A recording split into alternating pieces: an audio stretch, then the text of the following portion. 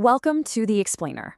So, today we're digging into something that seems simple, but is actually, well, it's a huge deal. Why is it so incredibly important to teach our kids where their food really comes from? Think about it. You ask a kid, where does food come from? What are they going to say? The grocery store. And look, they're not wrong, but that's just the last stop on a really long journey. It's kind of like saying a movie comes from Netflix. You're skipping the whole part about how it was made, right? Yeah, and there's actually a name for this. Researchers call it the supermarket myth. It's this idea that food just, poof, appears on a shelf, all clean, all packaged, ready to go. But that disconnect, that gap between us and where our food begins, it has some really serious consequences for our health, for our planet, and honestly for our wallets. Okay, so let's talk about one of the biggest consequences here, food waste. I mean, it's just staggering. When we don't really get the whole journey our food has been on, we just don't value it as much. And that leads to this number. In the US alone, something like 40% of all food just goes uneaten, thrown away. That's a huge waste of everything, water, land, labor, all the way from the farm to your fridge. All right, so how do we fix this? How do we rebuild that connection? Well, it turns out the best solutions are the ones where you get your hands dirty. We're talking about turning the garden and even your kitchen into these amazing living classrooms for kids. And the results are pretty clear on this. When you get kids involved in the whole process, from start to finish, it's a total game changer. I mean, simple things, right? Planting a seed and watching it grow, grinding some wheat to make bread, visiting a local farm.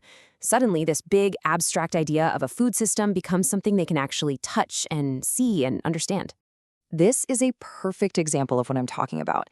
There's just no comparison between grabbing a plastic bag of apples at the store and actually picking one right off the tree. That one experience, that one moment, it creates a real memory. It builds an appreciation that a supermarket aisle just can't. And this leads to a really cool psychological thing that researchers call the ownership effect. It's simple.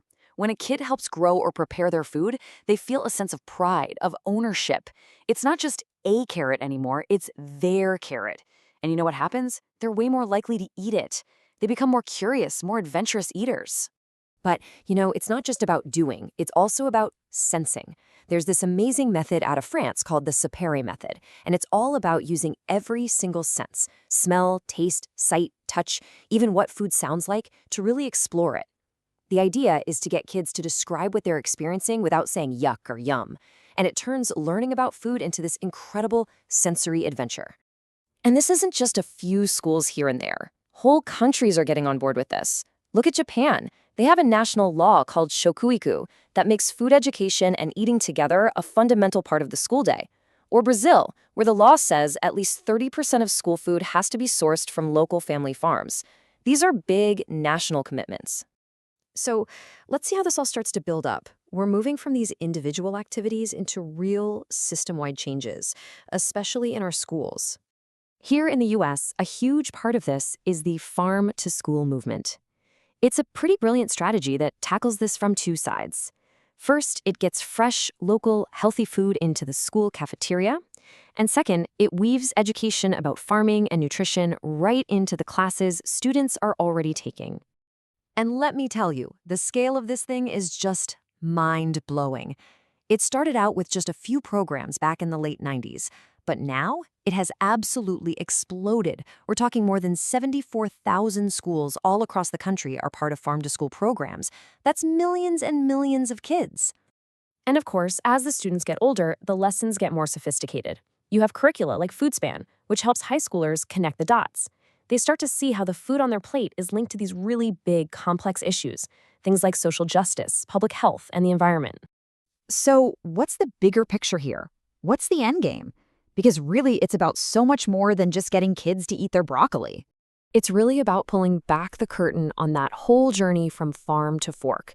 It's about showing kids all the steps involved, preparing the soil, the growing, the harvesting, the processing, getting it to the store, and revealing just how much work and how many people are involved in every single bite we take. And when you do that, you build a real sense of appreciation. An appreciation for the people, the natural resources, all the technology that our whole food system relies on. Suddenly, food isn't just a thing you buy. It's a story about connection. And that brings us to the ultimate goal, All of this work is about raising a new generation of what experts are calling food citizens. Think about that. These are people who really get the food system, right? And they're empowered to make choices that are good for them, sure, but also good for the planet. So that really brings us full circle, doesn't it? Is this just about teaching kids what's healthy, or is it something bigger?